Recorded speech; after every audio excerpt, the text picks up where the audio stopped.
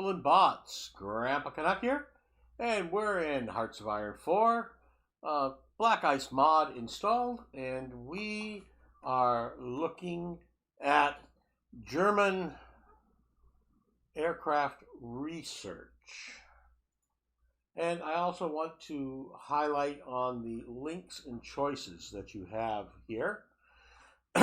First of all, an overview. The Luftwaffe is divided into different types of planes, basically fighters, close air support, bombers of different descriptions, and naval aircraft.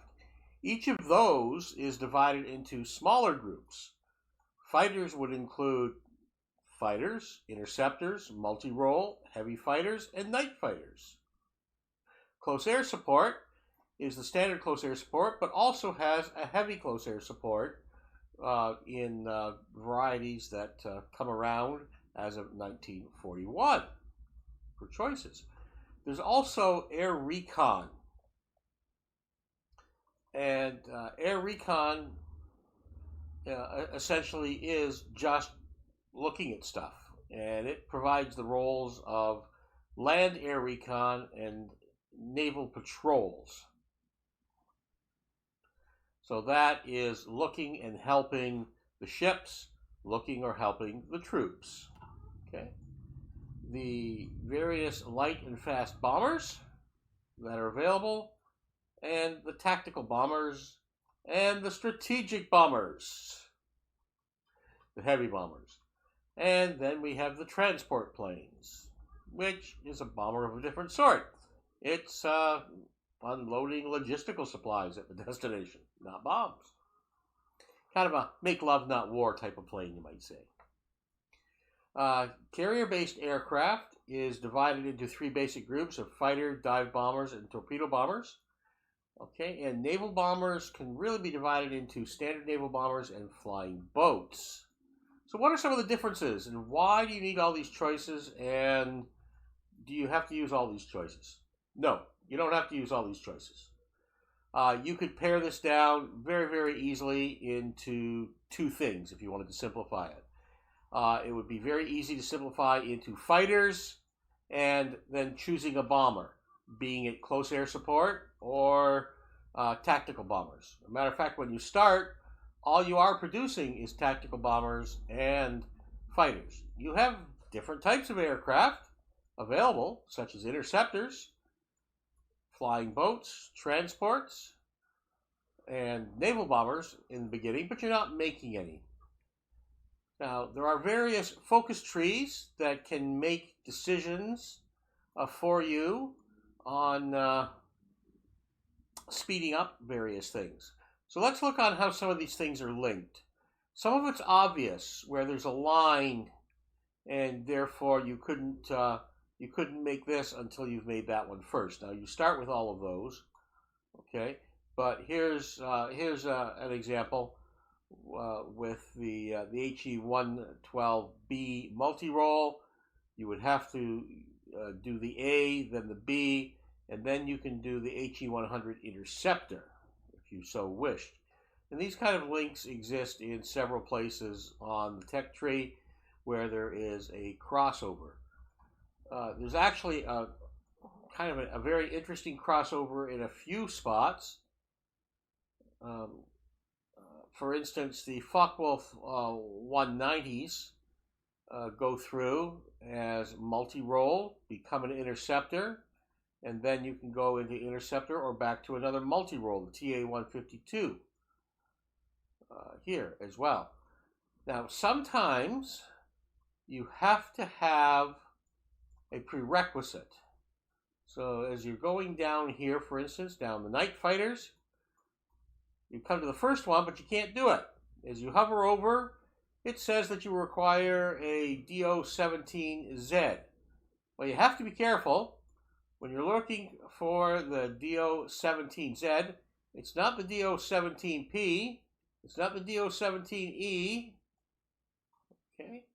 It's not the DO-17M, okay? It's the Z. So, if you're going to make that night fighter, the prerequisite branch is actually these three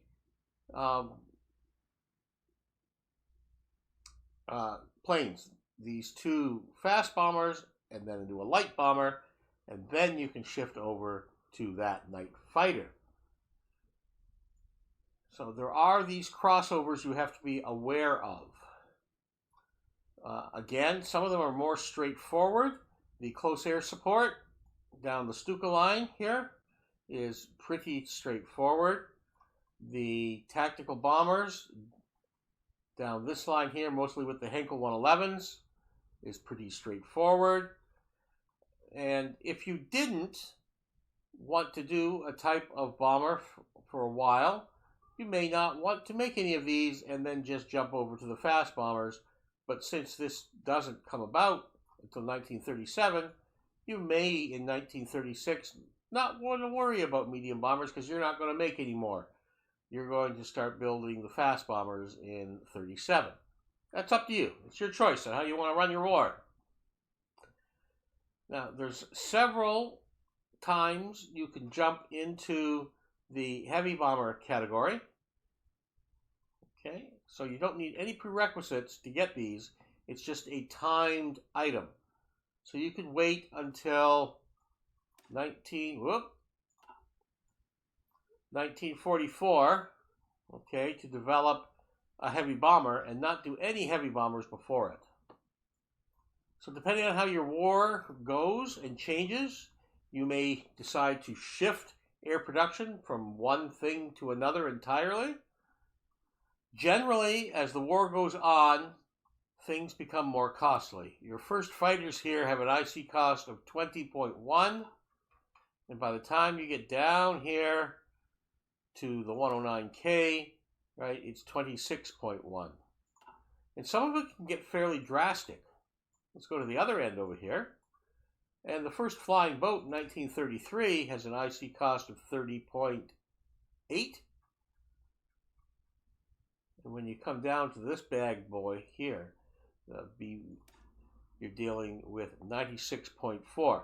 So you could build 3 of those for the cost of one of those with your factories. So it's going to cost you 3 times as many factories to get the same number of planes. What are the relationships between these different types of planes? Every single one of these planes you could click on and you will see a listing, not only of the materials that it takes, okay, but the type of missions it can do. All fighters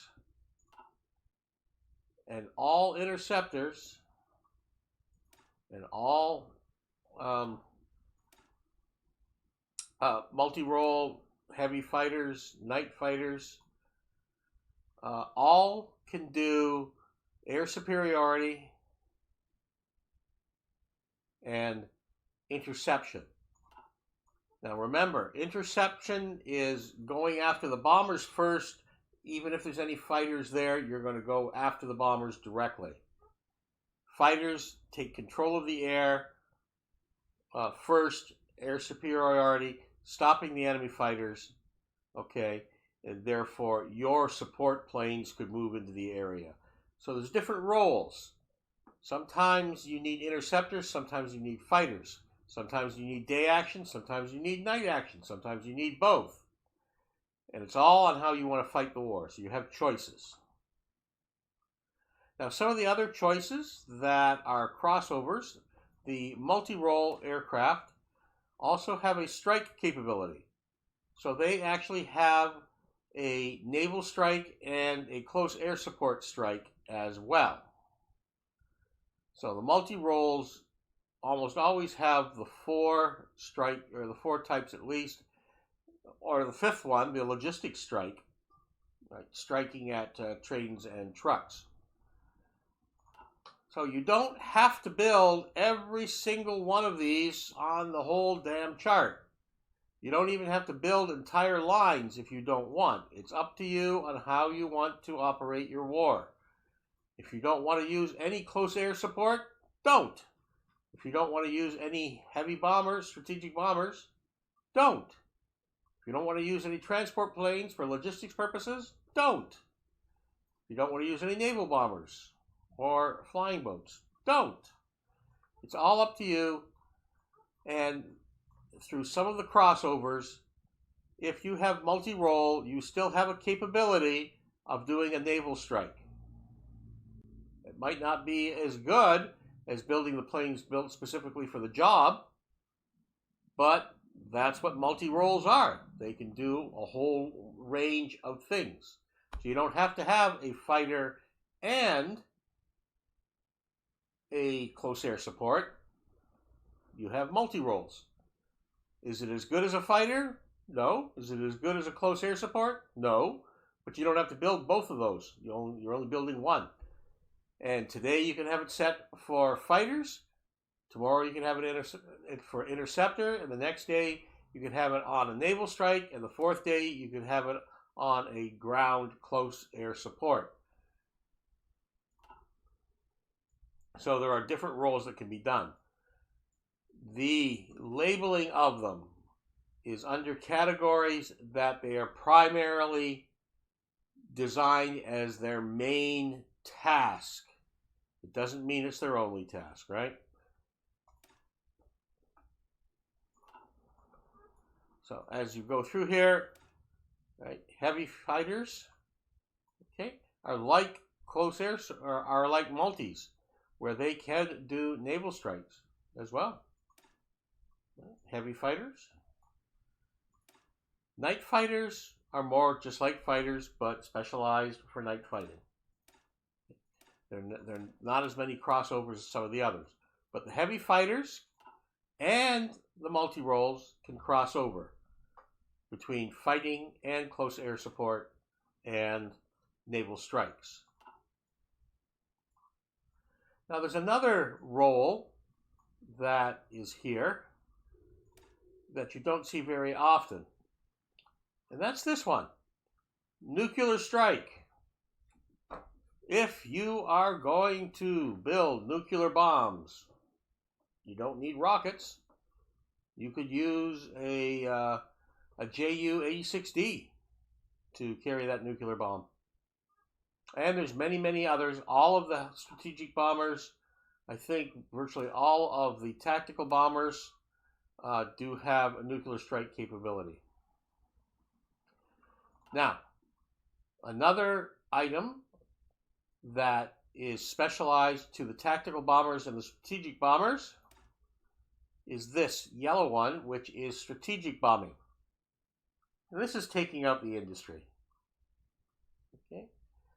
Now, also, some of these bombers, tactical bombers, strategic bombers, and the naval ones, all have a capability of mine sweeping and mine laying. So you can actually lay mines with your airplanes. You don't need mine laying boats. You could do it with airplanes. Probably not as effectively, not as quickly, but you could use a long-range flying boat with a huge range here. Okay, let's just look at this one, built in 1940, and you could use that all the way up to 44. Okay, and it's got a range of 2,275 kilometers, and you could use that for mine-laying mines at that distance. You can lay mines in the Irish Sea, providing you can get there with air cover. So those are all tasks, and you have to think what you want to do in your war and determine which is the best mix of aircraft for you. Almost everybody will go with the fighters in one form or another. Okay, and most commonly you go down the 109 line, the straight fighters.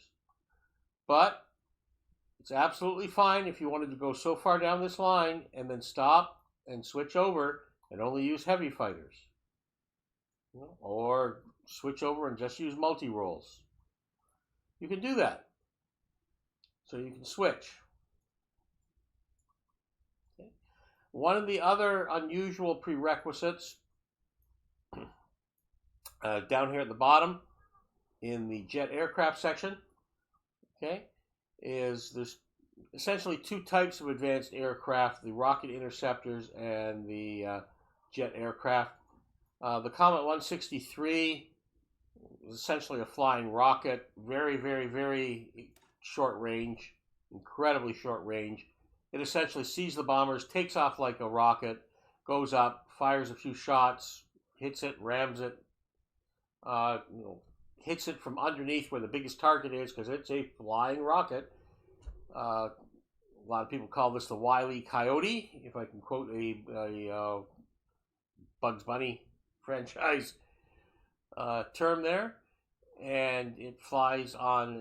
Essentially, you're strapped yourself to a rocket with a few guns on the front of it. But you can definitely get to the bombers, and you have an incredibly strong air attack, 23.9 with that. Where the most advanced interceptors, right, have an air attack of 32, right? But the costing and various other things, totally different mechanism.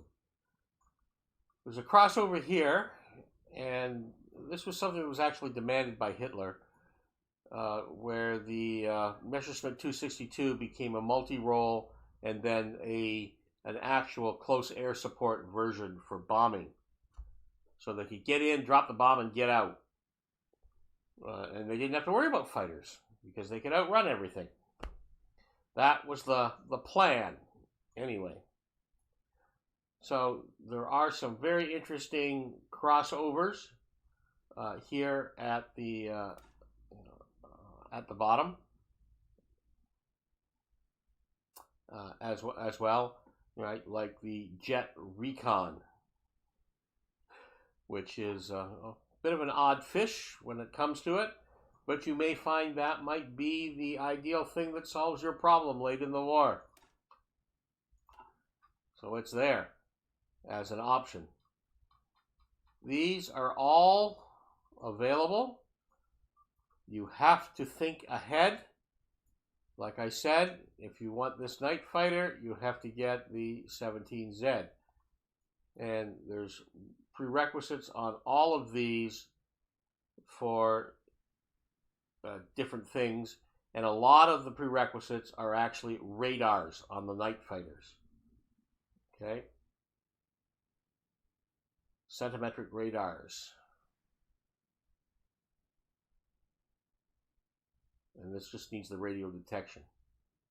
The first one. Ingenious devices. So you have to look at the war as a whole. You have to think on how you want to use these.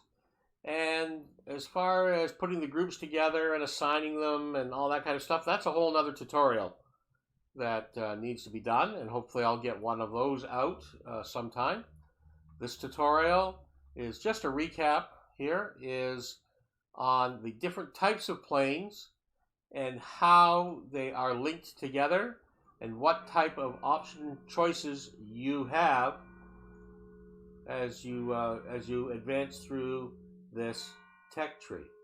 So it is about choices and the links leading to those choices or making them possible. And keep your options open. You never know how the war could change, and be prepared for that. You don't want to get to late in the war and realize, wow, I just can't use this as a night fighter really well, and my only problem I'm having is night fighting. And you don't have any radar. You didn't think that you would need radar. You thought your fighters would do just fine, but the radar is needed for the night fighting, and your fighters are just not coping with the problem. So plan ahead, know what you're going to need, look at these ahead of time, okay, because of the links of radar, other airplanes, etc. Okay, and some of these are very, very key in the carrier-based aircraft. Okay, the 87C carrier close air support, of course, cannot be made without first making the Ju-87B Stuka down under the close air support. Okay. The 109T carrier fighter, of course, you have to have the 109E fighter plane. The Ju-87D4 carrier bomber has to have the 87D Stuka first. Every one of these has a prerequisite, so make sure you don't want to be held up another 6 months to a year and have no torpedo bombers that you wanted to have, okay, because you forgot to develop the Ju-87 D5 Stuka. So you didn't develop any Stukas, so now you can't put any of these on your aircraft carrier. One of the more interesting ones that I enjoy here is the Focke-Wulf 200 transport plane, which is an excellent transport plane upgrade from the Ju-52 that you start with. Of course, it's many years later, 1940, but it's a crossover to the 200C1 naval bomber. This was a very successful plane actually in World War II, for the Germans, and has an incredible range. You're dealing with 2,000 here, and you're only getting 2275 out of an equivalent era flying boat. Okay, and it's got a fair bit of firepower as well.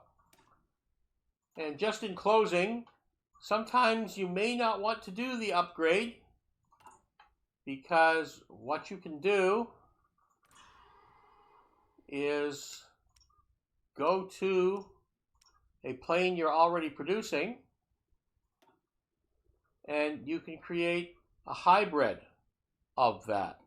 So rather than use the research tree to get a better plane, okay, if you want your medium bombers to last for a few years until you build a fast bomber, for instance, you may not want to research all of those medium bombers, but you can get something else. And what you can do is click on the variant, and then you can increase it how you wish. This will create a more costly plane in IC cost, but this means you don't have to necessarily research the next, in this case, line or 2 lines of medium bombers. And you could create this, and then you could come back another time and create, and have it go up to level 3. Right? Level 0, original production, go to level 1 and level 3. And there is a whole range of items here. Okay. Now, of course, to do airborne radar, you have to have the centimetric radar. Ta-da!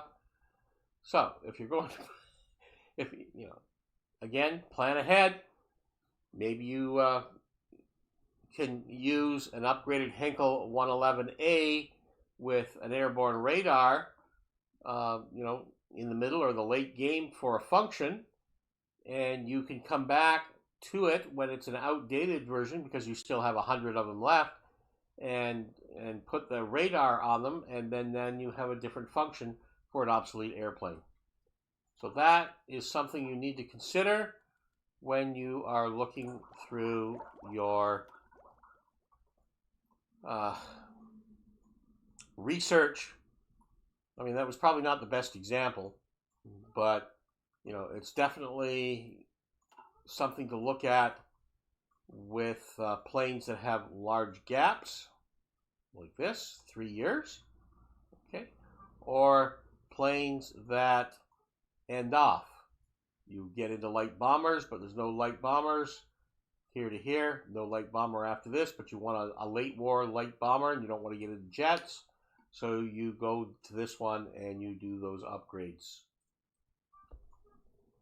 Well, that pretty much covers the German aircraft research.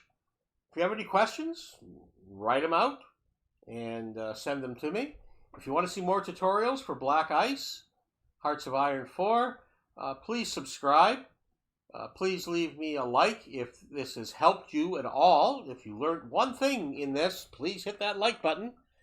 And I'd like to hear your comments, what you need more guidance on, what you liked out of this, and if you have any suggestions on other tutorials that are needed for black ice at all, please leave that as well. So until next time, this is Grandpa Canuck signing off, hoping all you people and bots out there are safe and happy, and please be good to one another. Take care. Bye-bye.